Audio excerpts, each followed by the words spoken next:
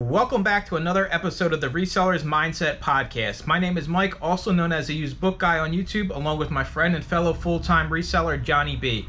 We help people start and grow their reselling businesses from the ground up. We also have a weekly Zoom call and private Discord for all YouTube members. Head on over to youtube.com/usedbookguy to join the channel and gain access to the full-length podcast, Zoom call, and private Discord today.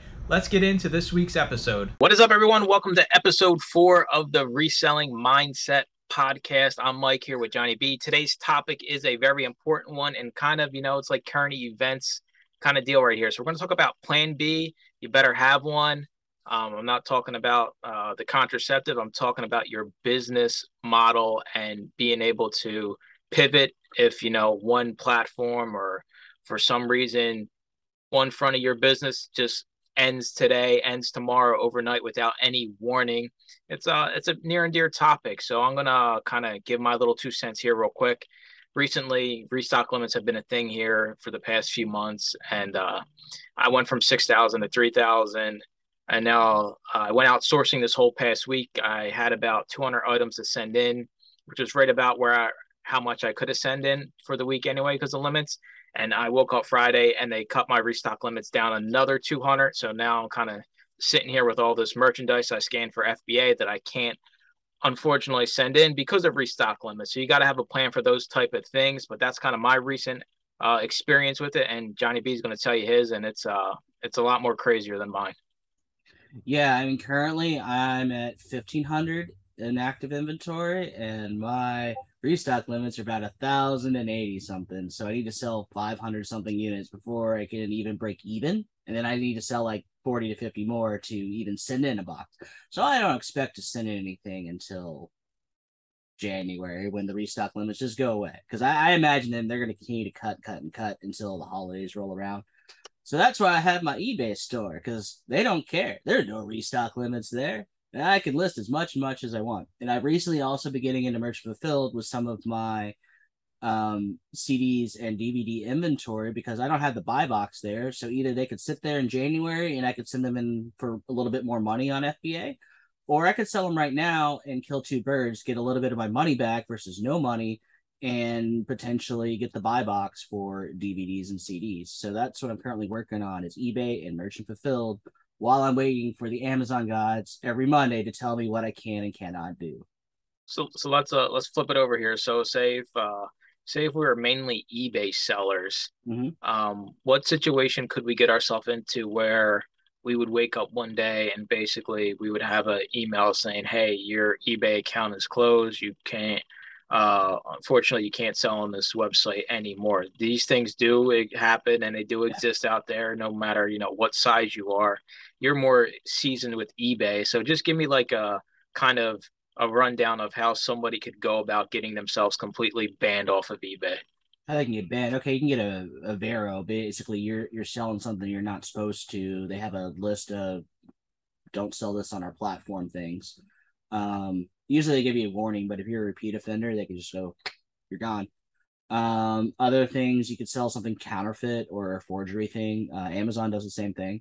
That's another way to get your account banned. You can sell something in a higher grade, like a brand new item, but you bought that thing from Goodwill and shrink wrapped it yourself, claiming it was new. You're going to get caught at the end of the day. And the other ways is to customers' interactions there, like not giving refunds, or eBay's constantly coming down on you. You need to give the customer the refund you said you would. I think these days they just take it if you don't act, but that'll hit your account, and you do that over and over again. You get enough strikes, you're out of here. Those are probably the bigger ways to get banned, or the most prominent ways. And people like breaking the rules all the time because they think they can get away with it. Well, you can't. They're gonna catch you. They have a full team to catch you. That's their job. So now, this is just randomness, right? I'm going to throw this at you. So you've done nothing wrong. You wake up, your eBay or Amazon account is closed. Is this something that could possibly happen? I mean, you could just, they decide they don't want you no more, right? They just decide they don't need all these sellers no more. and they decide to axe any seller they want for any reason. Um, it's something they could do. Absolutely. It's their company and their business. If they're like, no more booksellers, we're not selling books anymore on a platform, totally could. Not a darn thing we could do about it.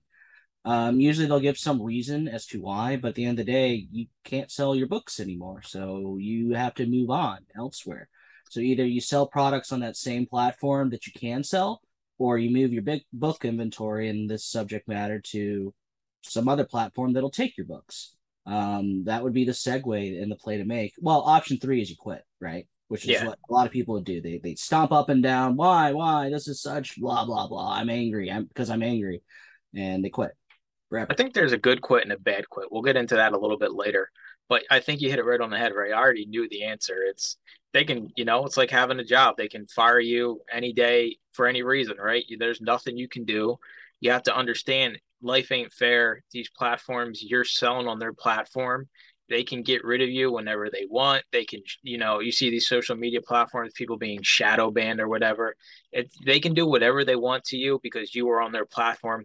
Unfortunately, if you don't like that, you can start your own eBay.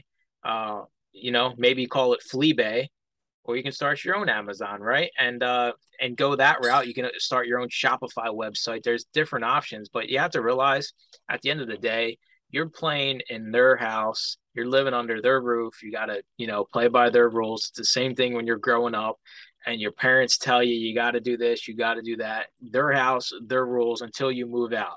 And then you can do whatever the heck you want. But until then, it's just, that's just the business we've chosen, right? This is the business path we've chosen. We want to resell. And unfortunately, these things do happen from time to time, but overall, it's not going to happen, but you need to be ready. And that's the importance of today's topic is a plan B. You got to have one, right? You can either, go to another platform, change what you sell if it's like category based, or you can quit. And I mean, I guess we'll start with the first one, and the biggest one, in my opinion, is another platform. So you get it all the time, right? Oh, Amazon's better than eBay. eBay's better than Amazon. I don't want to do eBay. Well, I don't want to do Amazon. Personally, in my opinion, I'll shoot this over to you. It's not a competition. You should use as many tools in your tool belt as you can. If it's something out there where you can make extra money in your business, sure, it might not be the fun, the most funnest thing to do, take pictures and list on eBay, but it's a necessary part of your business. And I think a lot of people get caught up on it's got to be Amazon or it's got to be eBay, when in reality you should have them both going. It's not a competition. What's your thoughts? No, I think the more diversification you have, diversification, if you're into stocks, that's totally a term there. But if you're not familiar, I'll break it down. Eggs in one basket. Everybody knows about eggs in baskets. If you want one egg, well, it may shatter if you set that basket down wrong. So you want as many eggs in that basket to account for the shattering as you can. I thought about even doing stuff on Etsy or A Books or this, that, and the other. I haven't justified it enough to pull the trigger on any of those things, but they are in the back of my mind all the time to I need to be prepared for if eBay does something or Amazon does something that drastically affects my business. And I think people think differently and they really need to change their mindset. And I'm going to roll it back to what we were beginning talked about. eBay and Amazon can do whatever they want, whenever they want. And I see it on the forums and I see it when they make a change. Everybody stamps up and down, raging. Why? It's a waste of their time. They've already made the decision for you. Adjust and move forward. You're screaming and you're kicking around and you stomping off and holding your breath to go blue is not going to do a darn thing about it.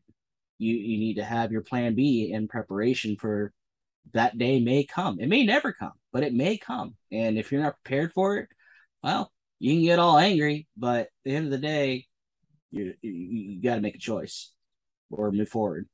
People take it for granted, I think, especially resellers, right? There never used to be 10 different platforms you could sell on like there is today, right? I mean, there's so many platforms out there that you could resell your goods on. Sure, they all, they're all not the biggest sites, but it's still somewhere, you could I have your think I stuff could out sell there. books on Poshmark even, but You could Depop, Poshmark, Etsy, Macari, Macari, whatnot. Like, there's so many platforms out there, and people like Goodwill.com these days, yeah. sign up Walmart, for Goodwill and make, 92 cents of every dollar you make but is I can not. still do it if I have enough volume. I'm going to put my 92% of every dollar I make goes into my pocket.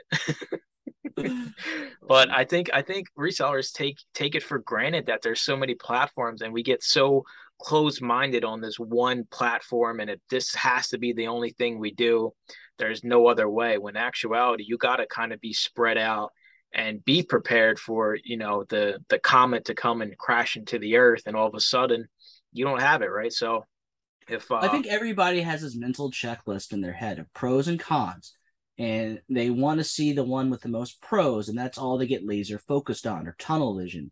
And everything else, well, this has way more cons, but the pros are, at the end of the day, more output for your inventory, especially if you're doing this for as a full-time reseller. If you're doing it part-time, may not matter to you as much, but for a full-time person, it matters drastically. So yeah, I get more money out of Amazon. I know that, but there's only certain types of things I can send into Amazon. I can send everything into eBay, which is the big pros. So more money on Amazon, but a lot more volume can go on eBay and different product types even. But also Amazon offers FBM and the warehouse of FBA. I could send it in and get it out. So there are pros and cons to both platforms. Even with Etsy, you hear about Etsy's really, really high fees, but you know what? That caters to a certain audience. Like if I had decorative books, like I like to call them, those you see them all the time, those Reader Digest with those ornate spines, they don't sell real well on, they definitely don't sell on Amazon. They say sell okay on eBay, but if I were to throw them up on Etsy, that's the platform those things would need to go. And that's why I've been considering Etsy, because I find those stupid things all the time. Um, just as a prime example of, yes, every platform has its pros and cons, but you need to look at the bigger picture and see, instead of going, well, that has too many cons, okay, how can I use the pro list to my advantage, or know about the platform, like I was just mentioning about those decorative books? Figuring those things out as business owners, I think is huge. Yeah, I think another thing too is like you don't have to put 100% energy into all these platforms, right? So I'm primarily focused on Amazon. It's 95% of my focus. Uh, eBay exists. I list one item every day just to stay in the algorithm, and I make $1,000 a month off eBay. I'm perfectly fine with that. I don't need eBay to carry my business, but it's basically, I got an extra deployable life raft in case the shark bites the one I'm sitting in right now. I can literally just, all right, boom, here we go, we're hopping over to this one. And it wouldn't be a seamless transition, but I understand how the platform works, and I understand the ins and outs of it. That's what I'm saying. You don't have to, your plan B doesn't have to be something you're actively investing a lot of time or energy into. It just needs to be there for when the worst happens, if it does ever happen, so you can easily continue your business, because you don't want to quit, right? You want to avoid quitting at all costs if it's something you enjoy doing. Some people are just in it for the money. It's not really enjoyment. So, maybe quitting isn't a bad thing. But if you want to continue, you got to have another option. And for most of us, it's eBay and Amazon, or Amazon and eBay, whatever way you're swinging, whether you're 95% eBay, 95% Amazon. That other one has to be there. Have an account open, maybe have a few things listed just so you understand how it works and your account's in good standing. So if one of them decides to kick you off the next day, you're all in on the other one. And then you would build from there, right? So I can't sell on Amazon no more. So I'm selling on eBay. And guess what? I'm loading up, Mercari or Depop. And then that's going to be what eBay was, my backup one in case things go south on eBay. So you always got to have a plan ready. And like we were talking about, even within Amazon, even within the platforms, you got to have a backup plan, especially with Amazon, because they can say, hey, you can only send in X amount of items. So you gotta be ready to pivot right away within the platform, which is crazy. But like you said, they can do what they want. They decide they don't want to sell books no more, and they ain't got it. Now here's a perfect perspective for me. I started in eBay, right? I was doing no Amazon. So I was, and then I found your channel, and I was looking for another place to diversify it. And I was like, okay, I'm gonna give Amazon a whirl. But I was waiting for the buy box for 6 months. So about 5% of my effort was going toward Amazon. 95% of it was going for eBay. I got the buy box. I got to enjoy it for 1 week before the restock limits hit, by the way. 1 week. So for that week, I was box, box, box, box, and then eBay because I got to do eBay every day, right? So my priority shifted from like 5% to like 45% for Amazon. So you got to account for that. There's certain things you got to do on a platform, even on eBay. You start off with 10 listings. You got to prove to eBay to get more. So when you make that shift, it may that those building months or weeks or whatever, you got to account for that. So the sooner you get that open for you, the more options you have available for when that bad thing happens. Like everybody knows what happened this week on Amazon. If you don't, hit the news cycle. Yeah, so basically Amazon randomly selected certain accounts that said, "Hey, you can't sell books no more." And these there was no rhyme or reason for it, right? We had one member of the group that was affected by it, and I kind of did some digging to try to figure it out. And everybody that was affected was just it was randomness, right? There was no, "Hey, it's because of this, it's because of that." And unfortunately, with Amazon, this happens pretty often for a platform that makes the money they do. The back end is just terrible with the software and the updates and the glitches and the nonsense. So basically, probably thousands of booksellers woke up with an email that said you can't sell books no more because it's fourth quarter. So people are freaking out, and all we could dig up was that there's no rhyme or reason, so it must be a glitch. It took Amazon basically 48 hours to respond and say, "Hey, we're looking Or into it." So bad. that's crazy, right? Like so like I can't imagine if I would have got that email, what you do. But that's why that's the whole point of this podcast here is you got to have a plan B. So if that happens to me, guess what? Yeah, it's a glitch, but all my focus for those 48 hours that I can't sell books on Amazon because that's what it says, right? Sure, you can put in a ticket, but you shouldn't be banking on that. You should be thinking, okay, well, if this is how it's going to be, then this is what I need to do. And that's what you need to start doing immediately. If it comes back, if it's a glitch, anything like that, so be it. And in the example of the group, he could still sell CDs and DVDs. So we knew the account wasn't banned. It was just some kind of thing with the books that we weren't sure of. And the thought process would have been, hey, I'm going to go out and I'm going to hustle harder for some CDs and DVDs and flood them with CDs and DVDs. And you just pivot. So you could still stay within Amazon and then your books they just go on eBay, right? It's just you gotta be thinking ahead. That was exactly my plan. I was mad for about 60 seconds because, hey, that affects my business, right? I'm mad. Cool. You can be mad, but not for very long. And exactly what I was going to do. I was going to wait about a week or a month to see if it was final. And if it was final, all was going to happen is I have a division of books going to eBay and books going to Amazon. All that would happen is that Amazon pile would be shifted to the right. That's all that would happen. And exactly like you were saying, more DVDs and more CDs for Amazon. So I guess I mean think about it. Let's try to think about it, and it's kind of tough for us because we have backup plans. So like if you don't have a backup plan, I mean, if I'm only selling on Amazon and I get told I can't sell on Amazon anymore, like and I don't even have an eBay account, I don't even have another reselling platform account. I mean, you're looking at just for the volume's sake, it's going to take you at least a month to be able to list as many items that you had on these other platforms. Um, it's just it's I can't even imagine. It's a huge headache. Johnny B's got a customer in his warehouse. He's doing this from his warehouse. It's my landlord actually. So just Oh, it's the landlord the coming rent doesn't due. I've already paid. Promise. the warehouse landlords. He's got a bat All tapping you're it gonna on see the is a floor. bat swing across the screen. Yep. This is about to get real crazy here, but yeah, you need to have a plan, and I seriously can't think of like if I didn't have a plan, maybe it's just like I don't know, maybe it's life experiences when you've been through like some crazy stuff, like you kind of always expect the worst or expect the unexpected, and things can just go south real quick, and it's not your fault. What did the guy in the group do to deserve to get that email out? Any of He us? started his account. He deserved it. Exactly. You've given up your account the moment you sign up for it. Just he noodle on that for a little bit. it's like some RNG number, just the lottery picked random numbers for account IDs and sent them out to that, right? There's no rhyme or reason for it.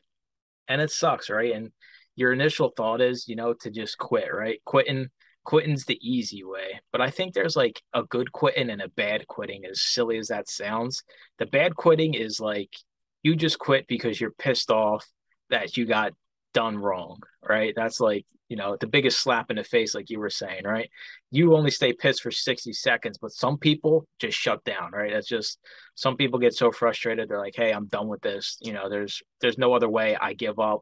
I When know in in reality, gaming we there call is. that rage quitting, right? Yeah, rage quitting, right? And there's no there's no seeing the next step. The possibilities are there. Like, sure, it sucks you got to move your inventory from Amazon to eBay, but there's still you can still have a profitable business doing that. There's no point in just giving up. Here's an exercise I want everybody listening or watching, whichever the case may be.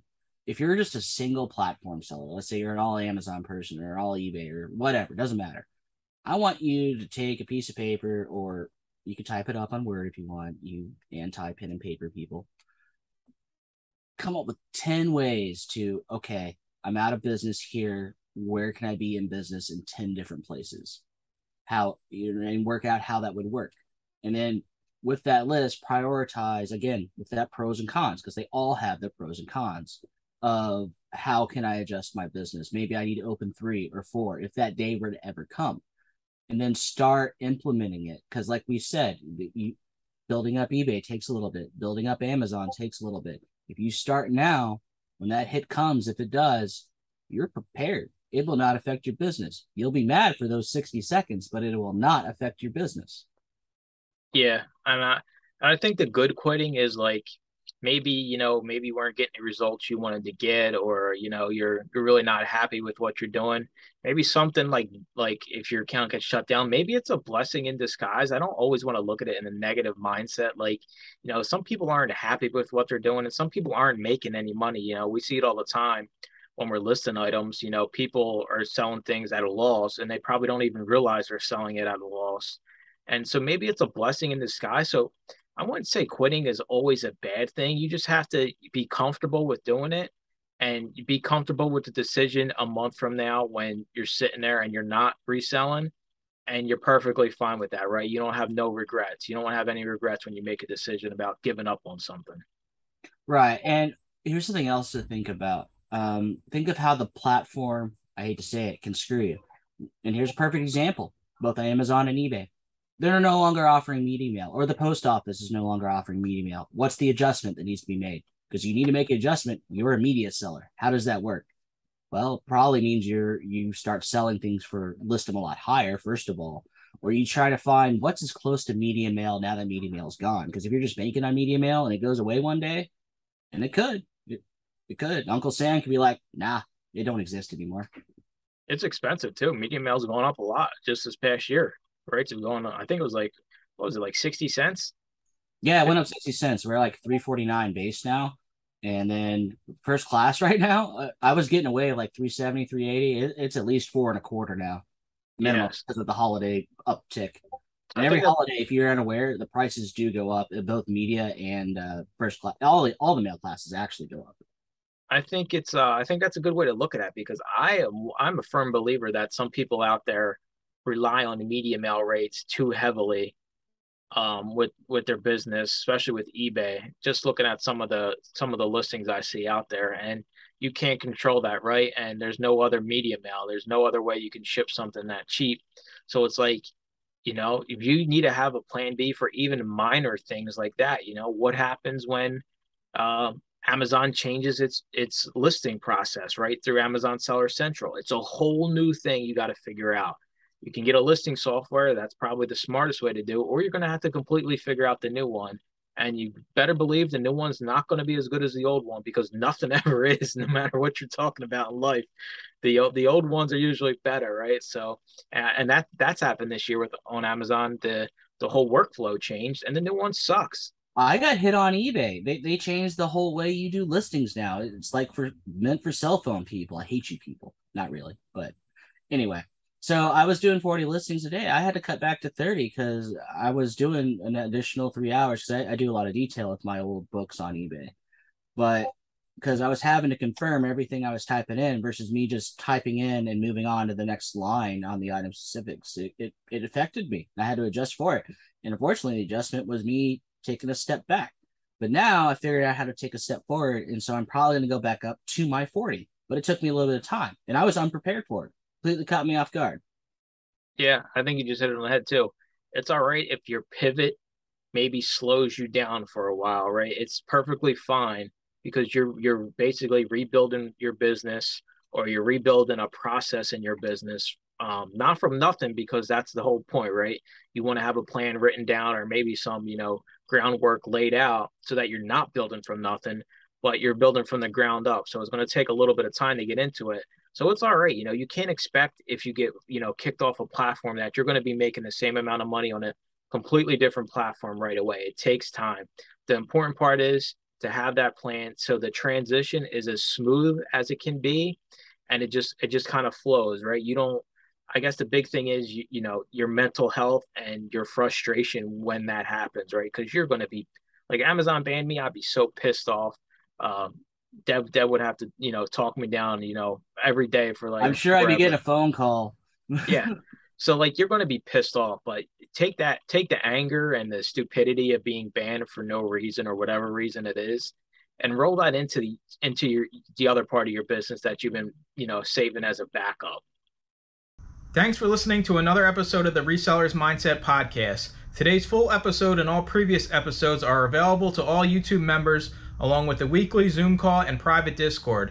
Head on over to youtube.com/theusebookguy and consider joining for as little as $2.99 a month.